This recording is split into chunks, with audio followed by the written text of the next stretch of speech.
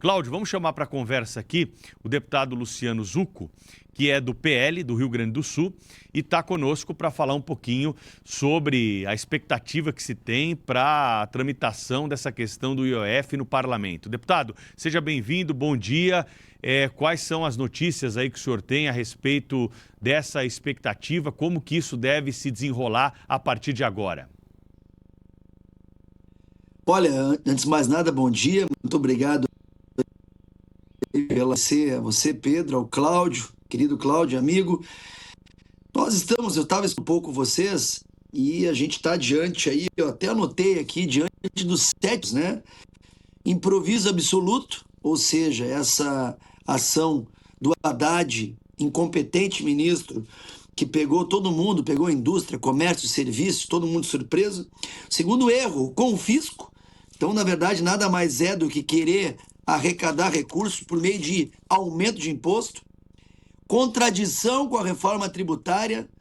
Gente, nós estamos agora na fase de regulamentar uma reforma tributária para trabalhar simplificação, para trabalhar redução de imposto, e o cara faz essa manobra sem estratégia nenhuma, ataque ao setor produtivo.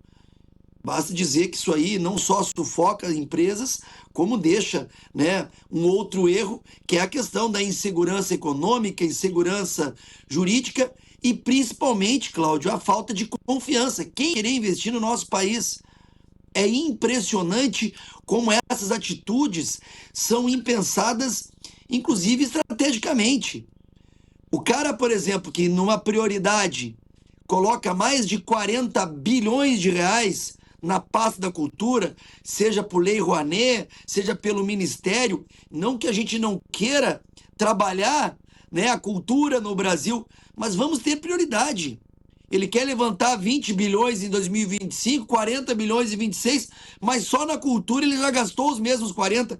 E eu estava vendo o Cláudio comentar, só para vocês terem uma ideia de passagem aérea e diária, esse governo gastou nos últimos 2 anos 7 bilhões. A dona Janja, pasmem, anota aí, viajou 359 vezes. Ela ficou 103 dias fora do país. E vem falar em estratégia, vem falar em bem-estar econômico, em falar que se não der para aceitar isso, vai fazer aquilo. Primeiro, antes do querer ter uma política de arrecadação, tem uma política de corte de gasto. A gente precisa cortar os gastos e não buscar sangrar ainda mais o contribuinte, o cidadão brasileiro. Sobre as expectativas, olha, a gente está pressionando de forma muito responsável o presidente da casa, Hugo Motta, que tem que entender que este barco está afundando, mas que ele, como presidente de um poder da Câmara Federal, tem que pautar, inclusive o PDL de minha autoria, para assustar essa pouca vergonha, essa irresponsabilidade que afeta todos os setores. Nós temos a assinatura de todas as confederações, de todas as entidades, está todo mundo preocupado com essa política econômica do Haddad. Então, ele deu um prazo de 10 dias. Eu, sinceramente, não vejo alternativa nenhuma que não seja sustar tudo que foi proposto. E se ele quiser trabalhar uma reforma estruturante, seja por reforma administrativa, seja pegando os excedentes do pré-sal, ele que verifique aonde tirar sem prejudicar ainda mais o cidadão brasileiro que não tem de onde sacar dinheiro. Poderia trazer para a minha realidade aqui no Rio Grande do Sul, onde o agronegócio está desesperado, está quebrado. Tivemos enchentes, agora temos estiagens, e o governo federal não olha para o Rio Grande do Sul, e o cara está querendo ainda contingenciar um pouco o recurso que viria para postergar as dívidas dos agricultores. Então, é uma lambança atrás de lambança, um escândalo atrás de escândalo. Agora estamos vendo a questão do INSS, envolvido aí parlamentares que tem que prender todos eles. Esses dias me perguntaram, mas se tiver que cortar a emenda, que corte emenda, não tem problema. Agora, não podemos mais prejudicar o cidadão. Esse não aguenta mais. O senhor tocou num assunto que tem sido paulatinamente esquecido, não é, deputado? Muito bom dia, bem-vindo aqui ao nosso programa, que é a questão do roubo no INSS. É o maior roubo da história da humanidade. Não se tem notícia de que tantas pessoas tenham sido roubadas ao mesmo tempo, né, ou pelo menos simultaneamente. Há estimativas de que as vítimas desse roubo podem chegar a 9 milhões de pessoas. E não tem ninguém preso, deputado. Não tem ninguém. Eu não vejo o ex-ministro sendo chamado para depor na Polícia Federal. O atual ministro, que era secretário executivo e que também tomou conhecimento de tudo um ano antes de vir a público, a operação ser deflagrada na Polícia Federal, etc. Ninguém é incomodado com nada. E ainda lutam para que não tenha CPI para não investigar. Quer dizer, é um horror tudo isso. O senhor acredita que teremos CPI para investigar essa cambada que roubou os velhinhos lá do INSS? Olha, é o que tu falou, é cambada. É muito, muito difícil, viu, Cláudio, fazer política, ser político, porque a gente tem um espírito público de querer ajudar, de querer se dedicar diuturnamente. Aí a gente olha como o cidadão, como o ser humano, uma instituição que não deu certo. O cara pegar dinheiro de idoso, sacar empréstimo, sem a pessoa nem imaginar de onde saia, envolvido ainda com parlamentar, esses caras têm que ser presos ontem. E aí a gente conseguiu as assinaturas por uma CPI na Câmara. Tem a CPMI que está envolvendo Câmara e Senado. E aí, inclusive, cita-se o nome, né, do Osmar Aziz. Pelo amor de Deus, gente. Nós temos que ter parlamentares que queiram trabalhar transparência, que queiram realmente ir a fundo buscando os responsáveis.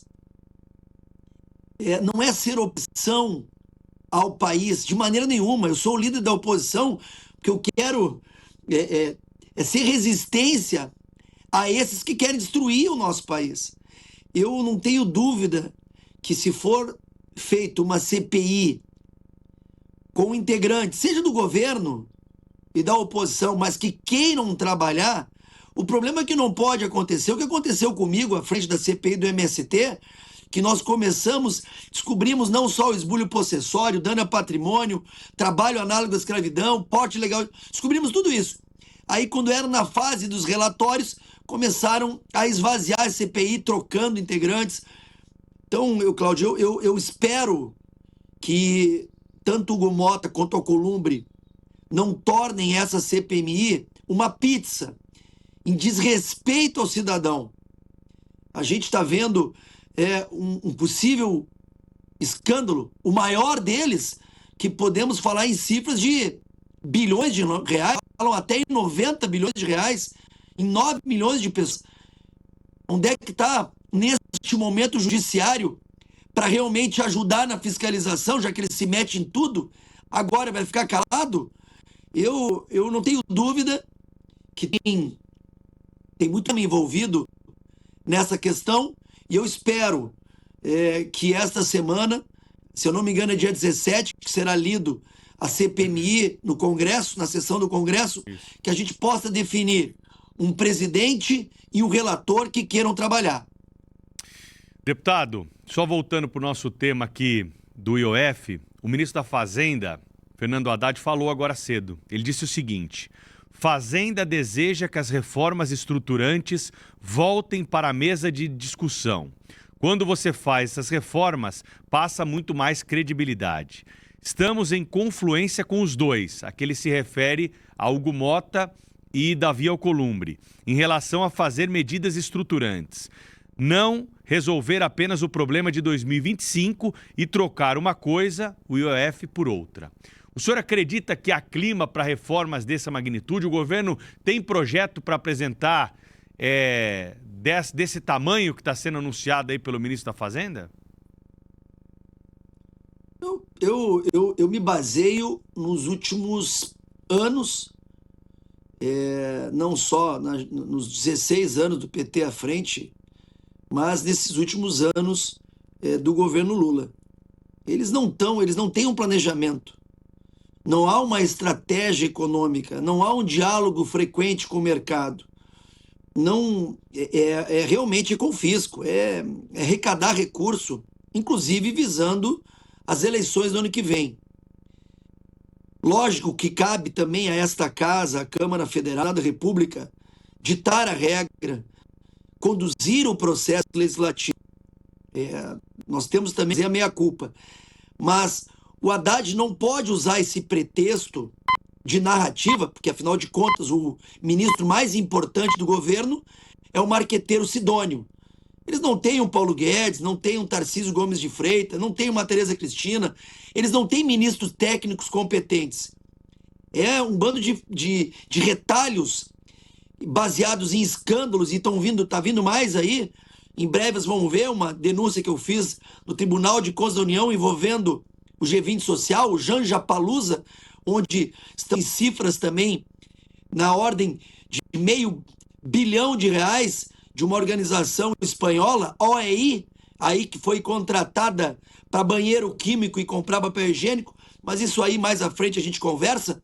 Eu queria dizer que o Haddad está tentando justificar este confisco envolvendo um imposto que não foi feito para ser aumentado, para dizer que não, vamos sim trabalhar reformas estruturantes.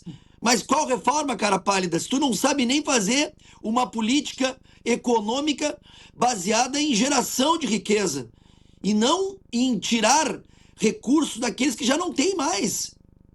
É a mesma coisa que falam sobre a reforma, sobre o imposto de renda até R$5.000, que todos nós desejamos. Mas será que nós vamos ter uma compensação em relação, né, ao recurso também que passa para estados e municípios? Eles têm a mania de fazer iniciativas ou populistas ou arrecadatórias sem saber o dia de amanhã. No momento que tu faz essa política do IOF de aumento, que tu tira o poder de compra, tu tira o poder de investimento das pequenas e médias empresas, isso tudo afeta o mercado, ou principalmente o agro, que trabalha com as commodities, que muitas vezes tem em função do câmbio e vai afetar como aumentou o dólar e caiu a bolsa. Enfim, eu não acredito que eles tenham prontos essas reformas estruturantes, mas eu acredito sim que neste momento cabe ao Hugo Mota e ao Alcolumbre responder pela maioria que quer que seja assustado este projeto de aumento de imposto. Nós temos o PDL de minha autoria, que foi feito minutos depois. E logo após, Cláudio, mais de 20 PDLs vieram na sequência. O Congresso, independente do partido, quer que esta medida seja parada imediatamente. Temos que parar de ficar bajulando esse governo incompetente que está afundando o Brasil. E eu não tenho dúvida, mais uma vez, que agora, pós essa semana dos BRICS, infelizmente teve esses BRICS nessa semana, porque nós deveríamos já ter pautado isso agora, mas foi marcado para o dia 10 de junho, terça-feira que vem, e eu espero. O Hugo Mota já deu a sua palavra, eu acredito que ele vai cumprir, que no dia 10 ele vai pautar o PDL em regime de urgência e o próprio mérito. Agora, o que o Haddad vai apresentar de alternativa, sinceramente, pela sua incompetência, não vejo solução que não tirar esse aumento de imposto. Se ele quiser aí ameaçar o Congresso por meio das emendas, olha, por mim, não vai fazer diferença alguma, mas eu espero que ele arque com as consequências. Deputado Zucco, o senhor acredita mesmo que os presidentes da Câmara e do Senado, enfim, se empenharão nesse sentido? Porque os dois já têm dado demonstração de que têm o rabo preso com o Palácio do Planalto, né? O presidente da Câmara se recusa a instalar a CPI do INSS, apesar do tamanho desse roubo, né? E do choque que isso significa, porque se tratam de pessoas, de aposentados, né? E de outro lado temos o presidente do Senado querendo melar a CPMI, o presidente do Congresso querendo melar a CPMI do INSS. Acha mesmo que eles estão tão sinceramente empenhados em reverter o decreto do IOF? Cláudio, eles têm, para mim, aquilo que é um dos efeitos. Eles trabalham muito com a narrativa. O Brasil tem que dar certo, menos polarização, vamos pautar as matérias que sejam importantes. Bom, neste momento, o que é importante é parar de aumentar imposto, é investigar crimes e é mostrar o poder de vingança que tem este governo que sair.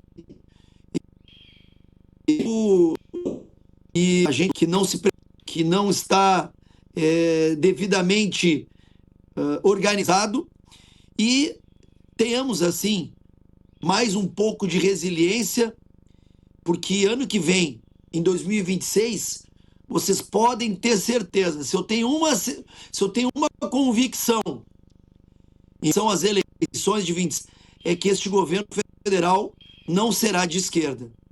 Porque o Brasil acordou. Não são só as pesquisas que estão mostrando isso.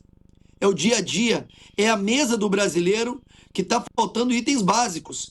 Nós poderíamos ter, sim, um presidente da Casa, da Câmara Federal, do Senado da República, que realmente tivessem coragem. Mas tu falou uma coisa importante. Infelizmente, a grande maioria deve. E quando se deve, eles cobram a conta. Por isso que precisamos ter a maioria no Senado e na Câmara Federal. Temos essa perspectiva. Eu acredito muito que nós vamos ter a maioria no Senado ano que vem, para realmente equilibrar os poderes e, principalmente, que tenhamos presidentes que não tenham medo de pautar as matérias baseados no que vão perder de cargos ou de espaços ou de benefícios. Nós precisamos de políticos à frente das casas legislativas que realmente mostrem que o Parlamento Federal, aqueles que representam os cidadãos, está clamando por ajuda, clamando por socorro. E não só ficar discursando que vamos ter que pautar o necessário. Nós temos 513 deputados, inclusive, de forma, na minha visão, totalmente errada, foi aumentado ainda para 531. Nós temos 513 parlamentares, ou seja, número suficiente para trabalhar todas as pautas, 81 senadores. Não há justificativa para não se ter 4, 5 CPIs andando para verificar os escândalos desses governos. Não há justificativa para não apresentar grupos de trabalhos para reformas estruturantes. O Senado e a Câmara são pesados e são muito caros, e a gente não está correspondendo à altura pelo que a sociedade investe em cada deputado e senador. Deputado Luciano Zucco, muito obrigado pela presença aqui no Jornal Gente para debater com a gente aí algumas questões que estão na ordem do dia. Até uma próxima oportunidade aí. Bom dia para o senhor. Obrigado, Pedro. Muito obrigado, Cláudio, pela oportunidade. Pode ter certeza que, como líder da oposição, nós vamos continuar fazendo um trabalho muito responsável, um trabalho efetivo.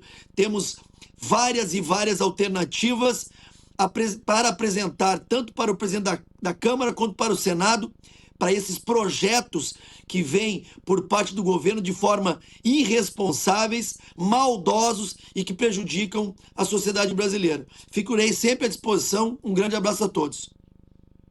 Muito obrigado.